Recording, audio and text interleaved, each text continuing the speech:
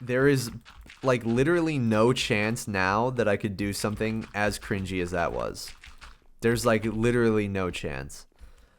Unless I become like super popular and I just, I don't know, I do something really embarrassing in front of a group of people. It wouldn't be hard to get me to do that. As long as it's in good fun. I mean, you can't really say no to that. Um, like if it's all in good fun, no one's getting hurt, then is it really cringe? Is it really cringe if I said Skibidi Riz Giat in front of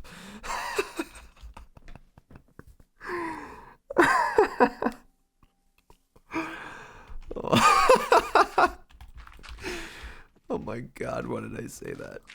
If I said Skibidi Riz Giat in front of 400 people. Imagine I said that when instead of the word. If I said Skibidi Riz Giat, I'd be like a trendsetter. Actually, there's been times where I have felt like a trendsetter. Like I don't know if you guys remember.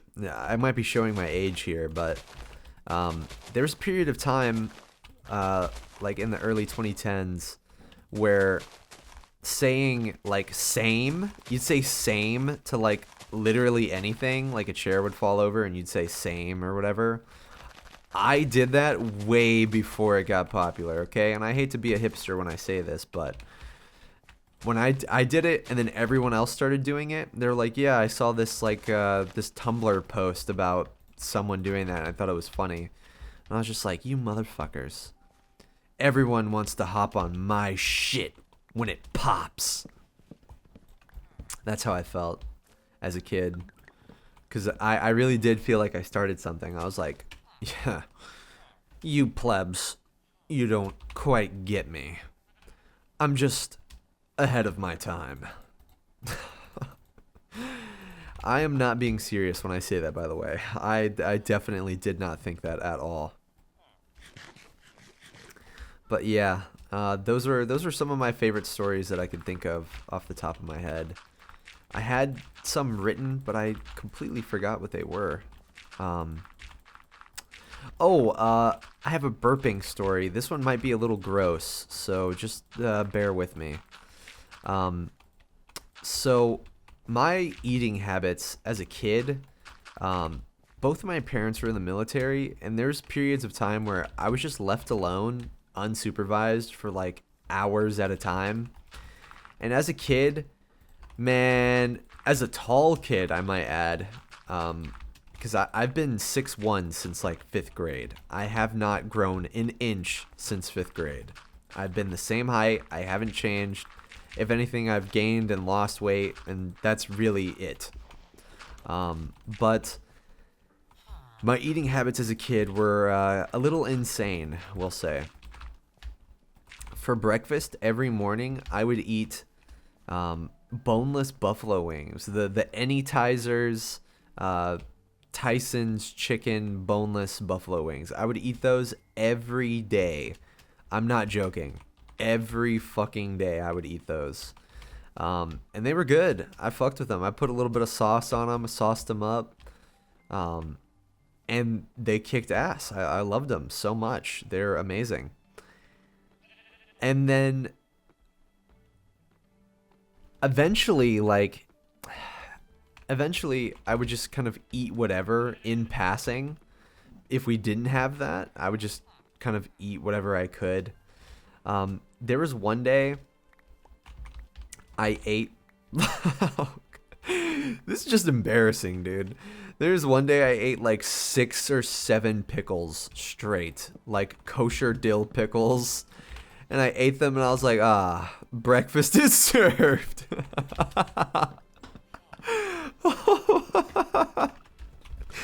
Oh my god, dude. I'm fucking kicking my feet like a little baby right now.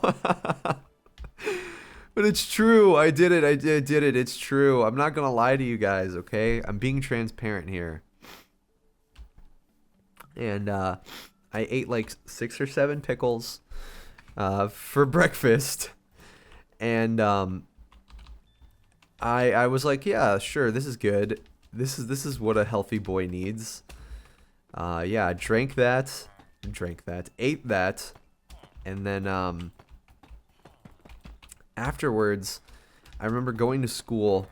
I was dating this girl at the time who I liked very, very much. And I remember I burped, but I don't usually burp out loud because I think it's disgusting. I got shamed for it really hard in one of my relationships. And it just kind of made me realize, like, yeah, actually burping out loud is really disgusting and I should stop doing that.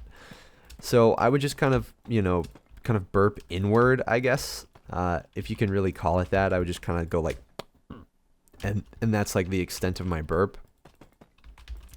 So that's how I would burp.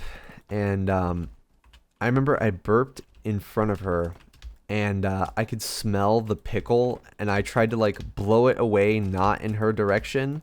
And she didn't say anything. So I was like, okay, cool, I'm good. But my wife now, who isn't the same person, by the way, in this story, my wife now has a very strong sense of smell. But she's also a very honest person. So I remember I did something kind of similar where I obviously ate like shit at the time. And this was in college, mind you. Like I wasn't really eating all that well in college. And I remember I did like a kind of an inward burp and I tried to just like, calmly like blow it in a direction that wasn't in her direction. And she was like, ugh, what did you eat? And I was like, oh my God, you could smell that? She's like, yeah, you burped right in front of me. It's not like you didn't, like, I saw you try to blow it away, but you still burped in front of me. I could smell that shit. And I was like, oh my God, dude. Oh my God. That means everyone else that I've done that in front of smelled my fucking nasty ass burps, dude. Yeah.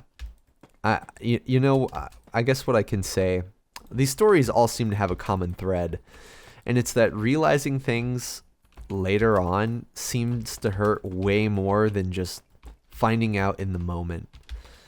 Because if I found out in the moment, I'd be like, oh shit, that's my bad.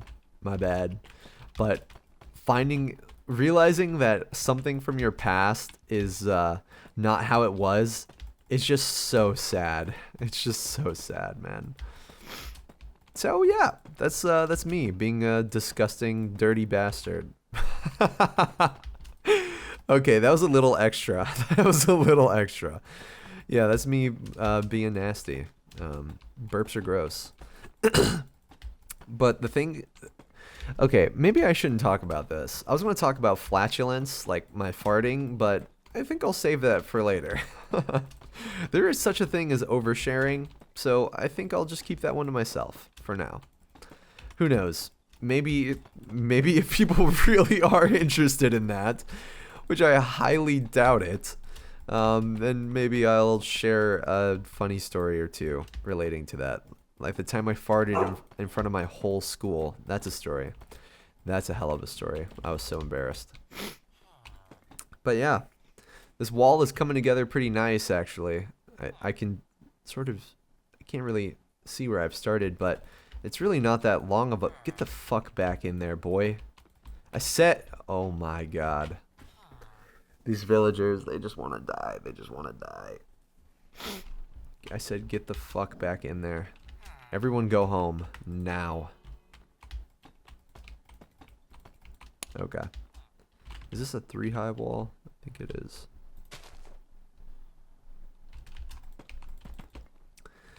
Yeah.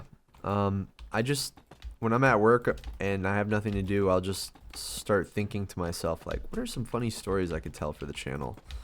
Because I have plenty of stories. Not all of them funny, but I've got hella stories to tell. Just because I like to keep track of things that have happened in my life. Because I feel like maybe one day I'm going to write a memoir and just chronicle all this stuff anyways. So usually I just think about, funny stories to tell, stuff that I find is humorous, or things that I find are relatable. There was a period of time where I was actually writing memoirs in college, of just experiences that I was having with other people. Um, and that was pretty fun. That actually went pretty well. Um, oh, the reason why this tree isn't growing is because it's connected to wood.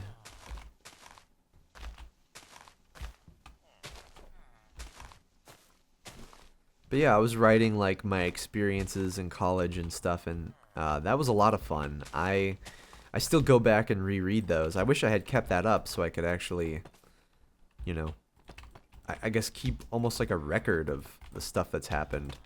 That's why journaling is so important, is because it allows you to just go back and be like, yeah, this happened, this happened. Oh yeah, I almost forgot about that. I can't believe that happened. I guess we can have our inevitable talk, which is about my dreams. I am a very, very vivid dreamer. So much so that sometimes my dreams are like entire lives lived out. And when I wake up and realize it's not real, it's like, oh, dude, fuck, I couldn't even feel like the difference. I couldn't even tell that it was a damn dream. Um,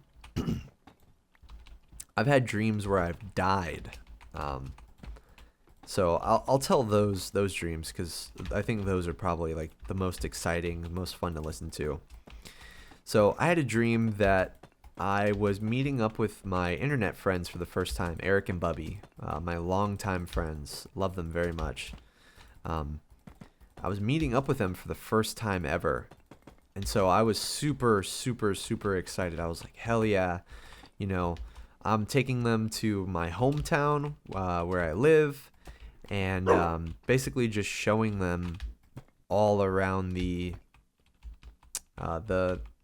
building. I need to build this too high so that the villagers don't fall out.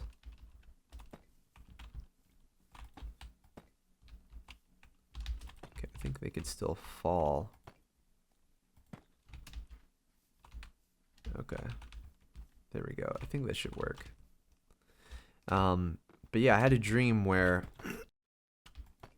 they finally came to visit me. And so I started showing them like my hometown. I started showing them like my old high school. And as we were going, we were on the way to my parents' house. And as we were basically headed there, we get pulled over by this guy with like red and white lights. I don't know if you guys know this, but really the only lights that you're supposed to pull over for is are blue lights for police officers and stuff like that. So when I saw these lights, I was like, all right, well, let's pull over, get out of this guy's way. He could be like a first responder or whatever. So we pull over, and then this guy pulls over, and I was like, what the fuck? I'm like, is this guy like trying to act like a cop? Like, what the fuck is going on? Yeah, that's my paranoia speaking. So I'm like, you know, what the fuck does this guy want? You know, this is weird. Okay. And I wasn't driving. My friend was driving. So she pulls over, and I'm like, no, Bubby, like, we don't have to pull over for this guy. Let's just get the fuck out of here.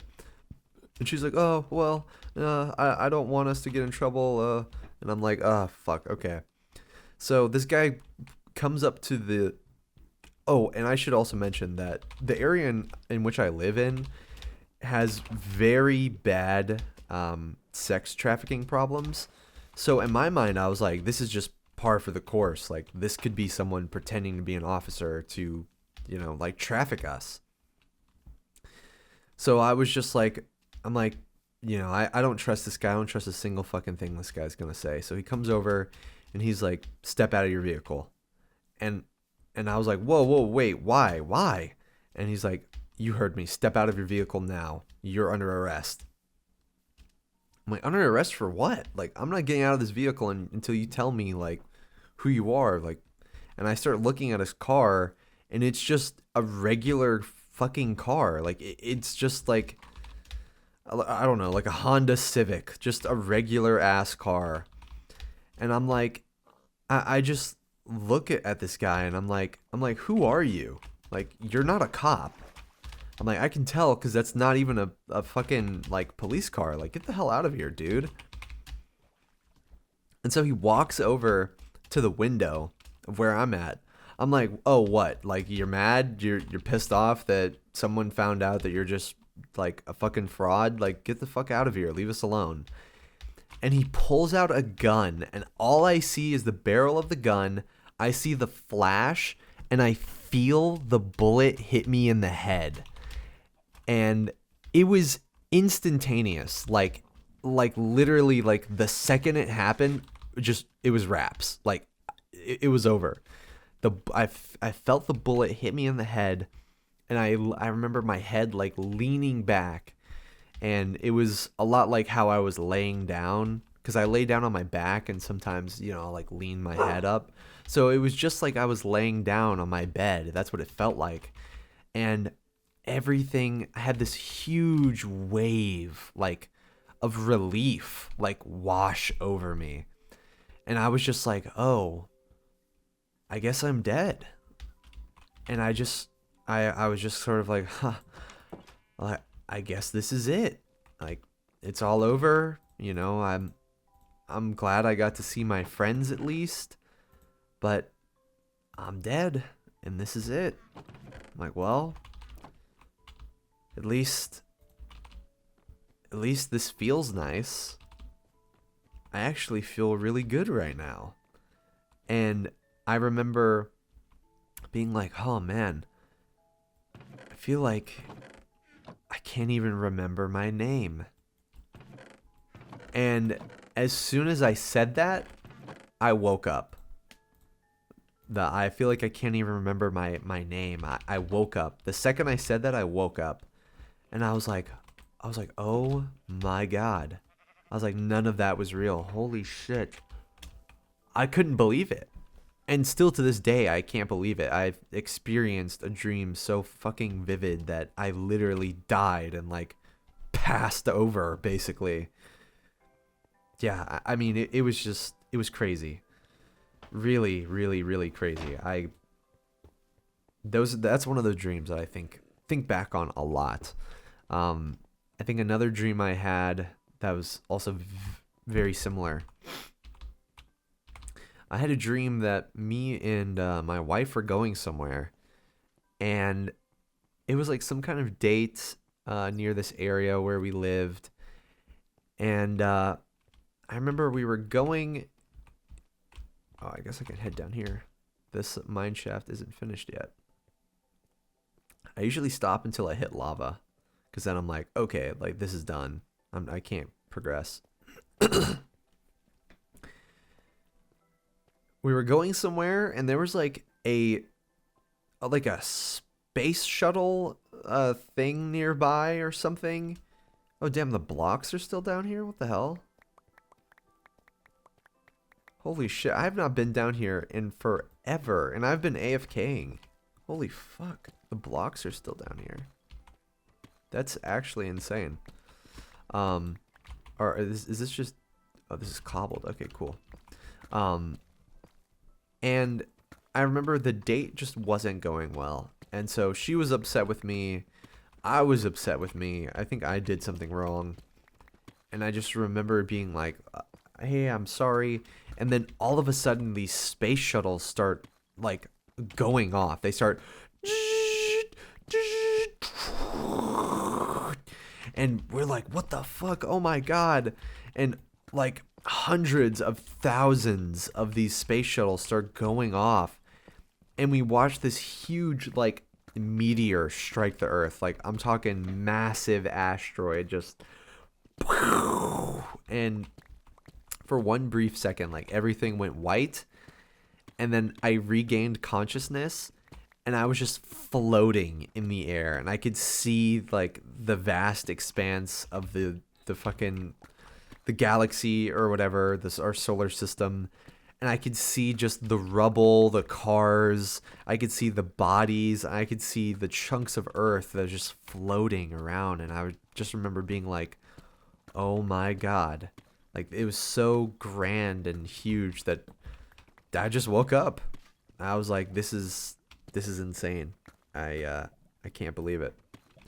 Is there anything below before this thing starts pouring? Okay.